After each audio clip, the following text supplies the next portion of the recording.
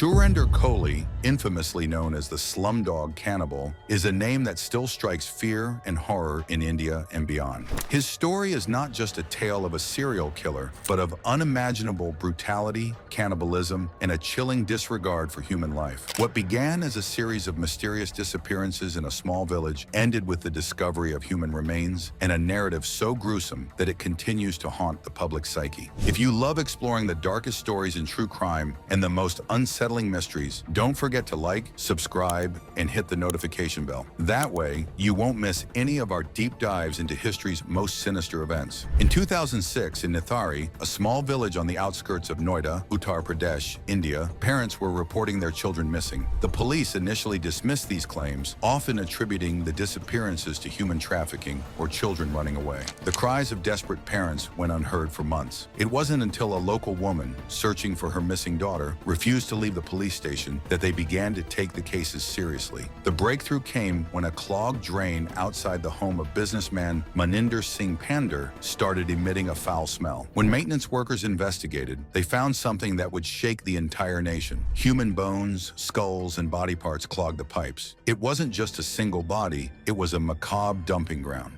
The crimes.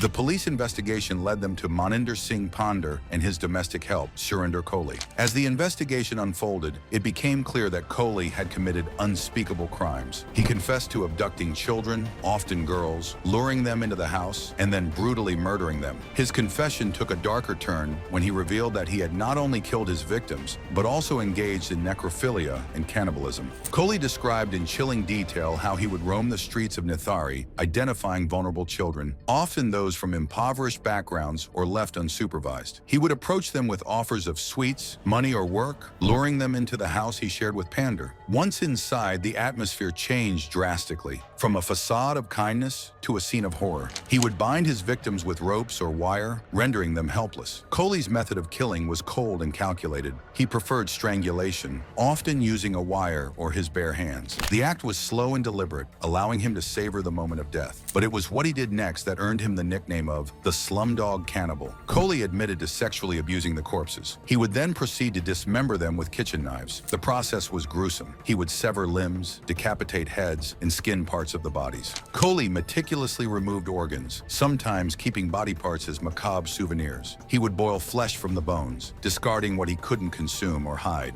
He confessed to keeping pieces of flesh in the refrigerator, cooking them with spices, and eating them over several days. He described in stomach-churning detail how he would chew the flesh slowly, describing it as both a compulsion and a ritual. The remains of the victims, mostly bones and skulls, were found scattered around the house and buried in shallow graves. Many of the bodies were too decomposed to identify. The families of the missing children, already devastated by their loss, had to endure the nightmare of seeing their children's remains pulled from the dirt. The investigation. The investigation into the Nithari killings revealed significant failures by local law enforcement. The police had ignored the complaints of the missing children for months. Many accused the authorities of negligence and corruption, believing that the case would have never been solved if not for the sheer volume of remains found. The media descended upon Nithari, and the case quickly became a national scandal. It sparked protests, and the public demanded justice, not only for the victims, but also accountability from the police. The trial and sentencing.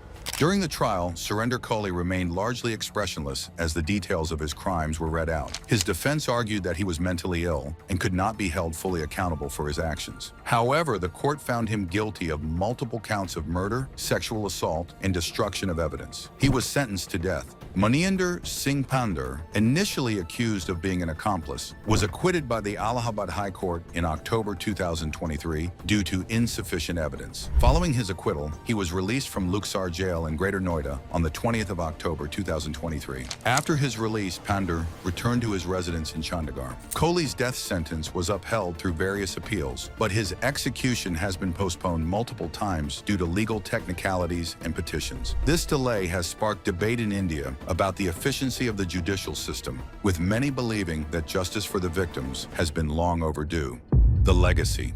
The Nithari killings left an indelible mark on India. The case exposed the vulnerability of poor and marginalized communities, whose voices often go unheard. It highlighted the dark side of society, where children can disappear without a trace, and authorities turn a blind eye until the evidence becomes undeniable. To this day, the name Slumdog Cannibal conjures images of unimaginable horror. The story of Surender Koli is not just about a serial killer, but also about the failure of systems meant to protect the most vulnerable among us. Want to learn about more of the worst crimes in history? Don't forget to like, subscribe, and hit the notification bell for more chilling stories from the Crim Vault. Let us know in the comments what dark tales you'd like us to cover next.